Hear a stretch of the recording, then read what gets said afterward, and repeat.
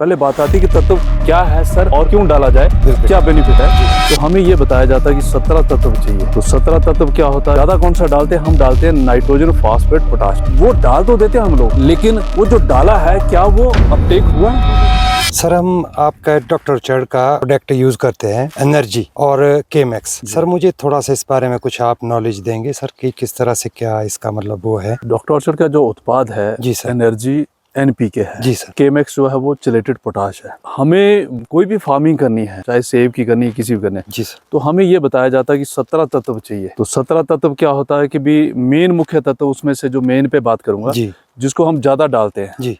तो ज्यादा कौन सा डालते हैं, हम डालते हैं नाइट्रोजन, फास्फेट, पोटाश। मैक्सिमम किसान जो है वो ज्यादा ये तत्व डालते हैं ना। तो नाइट्रोजन हो गया, फास्फेट हो गया, पोटाश। जी सर। तो एनर्जी भी NPK है। जी। तो एनर्जी NPK है, तो नाइट्रोजन, फास्फेट, पोटाश, फिर उसके बाद आता है calcium, magnesium, sulphur, zinc, iron, boron, micro nutrient आ गए। तत्वों के साथ साथ पहले बात आती है कि तत्व क्या है सर और क्यों डाला जाए, बिल्कुल, क्या इसके बेनिफिट, क्या बेनिफिट है। जी सर। तो तत्वों के साथ साथ 17 तत्व, तो आप उसमें से 3 तो दे दिए ईश्वर ने। जी जी। ठीक है, कार्बन हो गया, हाइड्रोजन हो गया, ऑक्सीजन हो गया, नेचुरल मिल गया। जी जी। दूसरे मुख्य तत्व आते हैं आपके NPK। जी। तो NPK जो तत्व है, जो अदर सेकेंडरी न्यूट्रेंट है, जो उसका माइक्रो न्यूट्रेंट है, जी सर, वो डाल तो देते हैं हम लोग। जी सर। लेकिन वो जो डाला है क्या वो अपटेक हुआ है पौधे को, पौधे ने लिया है। जी जी। तो उनको डालने के साथ साथ उसको भोजन बनाने वाले नीचे हमें माइक्रोब्स भी चाहिए, जी। मतलब मित्र जीवाणु भी चाहिए भूमि में। तो 17 तत्व जो डाले हैं क्या वो अपटेक हुए हैं या नहीं हुए? जी।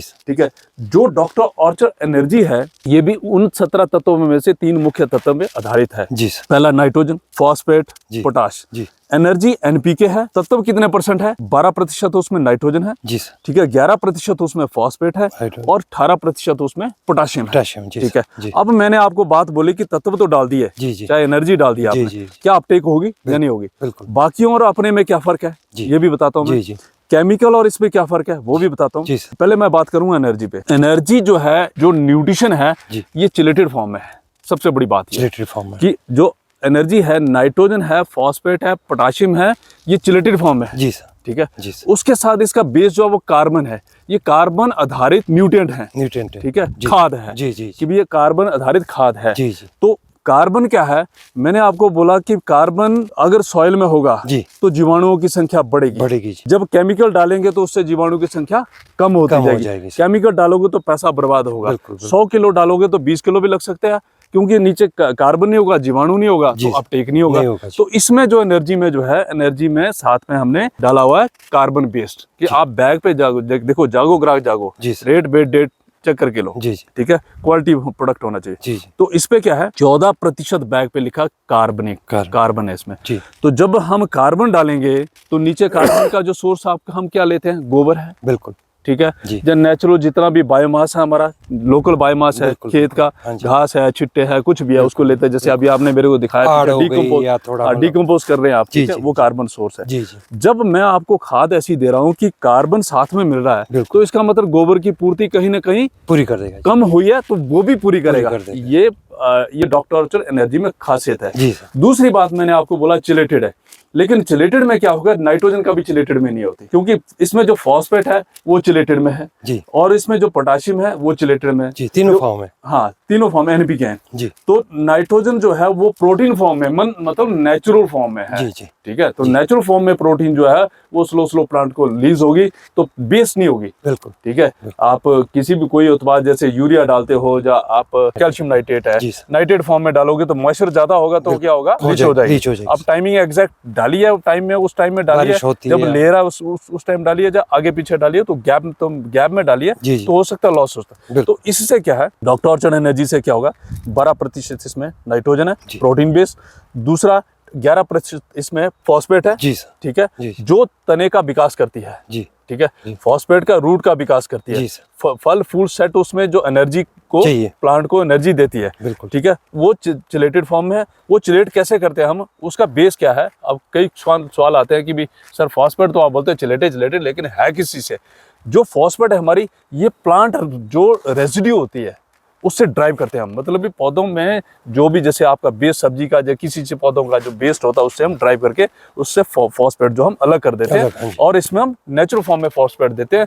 क्योंकि अगर हम सिंगल सुपर फॉस्फेट दूसरी केमिकल फॉस्फेट देते हैं तो वो अपटेक ऐसे नहीं हो पाएगी। ये नेचुरल चिलेटेड फॉर्म है। जो पोटाशियम है वो हमारा वो भी चिलेटेड फॉर्म है, वो ग्लूकोनेट बेस्ड है, ठीक है। ग्लूकोनेट एक ग्लूकोनिक एसिड आता है, एक ग्लूकोनेट ह्यूमन ग्रेड आता है। तो ह्यूमन ग्रेड जो हम ग्लूकोनेट से जो पोटाशियम हुआ, मतलब ये जो ड्राइव करते हैं हम नेचुरल सोर्स से करते हैं, केमिकल से नहीं करते। क्यों? हम चाहते हैं, डॉक्टर ऑर्चर्ड का ये ध्येय है कि हम जो भी उत्पाद दें वो सॉइल फ्रेंडली हो, ह्यूमन फ्रेंडली हो, क्लाइमेट फ्रेंडली हो, कोई साइड इफेक्ट ना हो। और जो भूमि में जाए तो भूमि में जाएंगे तो डॉक्टर ऑर्चर्ड एनर्जी जब जाएगी तो ये नीचे क्या करेगी, कार्बन भी देगी।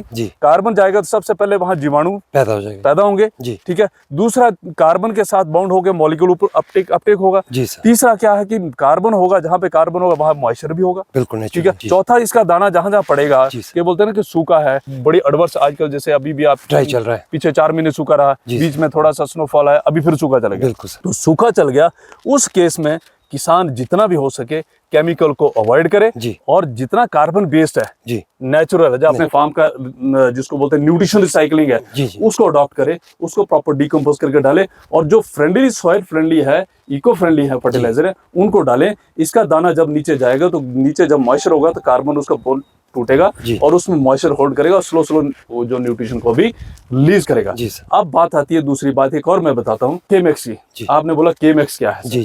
तो केमेक्स जो डॉक्टर ऑर्चर्ड का केमेक्स है, ये मैंने आपको पहले वैसे पोटाश के बारे में बता दी कि पोटाश केमेक्स, इसमें कम से कम भी मिनिमम 26% चिलेटेड पोटाश है, ठीक है। तो चिलेटेड पोटाश का जो काम होता है कि मेन जो होता है वो ट्रांसपोर्टर का काम करता है कि हर सभी जितने मॉलिक्यूल होते हैं सभी को लेके चलता है, ठीक है। जैसे बोरॉन का काम होता है, ड्राइवर का काम होता है, तो पोटाश का काम है, इसका आपका फोटोसिंथेसिस में काम है, इसका आपका फ्रूट सेटिंग में काम है, फ्रूट का दाने का, उसका मिठास का, उसका शेल्फ लाइफ का, ठीक है। तो एंजाइम एक्टिविटी का हेल्प करेगा, डिजीज को प्रोटेक्ट करने के लिए पोटाश का बहुत बड़ा रोल है। लेकिन जो पोटाश आपने डाली है, केमिकल और केमेक्स में फर्क ये है कि जो डाली है क्या वो अपटेक हो रही है, वो अब जो डाला है वो अपटेक हो रहा है। क्योंकि 1 क्विंटल डाला है तो उसमें अगर 40 किलो लगा तो मेरा 60 किलो वेस्ट हो गया, तो 2000 रुपए मेरा बैग पैसा बर्बाद हो गया, ठीक है। और सबसे बड़ी की नीचे जमा होगी, बिल्कुल, ठीक है। जमा होगी तो जब मॉलिक्यूल को एक्सेस हो जाता है दूसरे को अपटेक नहीं करने देता, ठीक है। तो इसमें क्या है, ये भी कार्बन, इसमें भी आप 12 से 14% कार्बन बेस्ड है इसका, ये भी कार्बन टेक्नोलॉजी आधारित है। मतलब जितने भी फर्टिलाइजर हमारे यहाँ वो कार्बन बेस्ड फर्टिलाइजर है,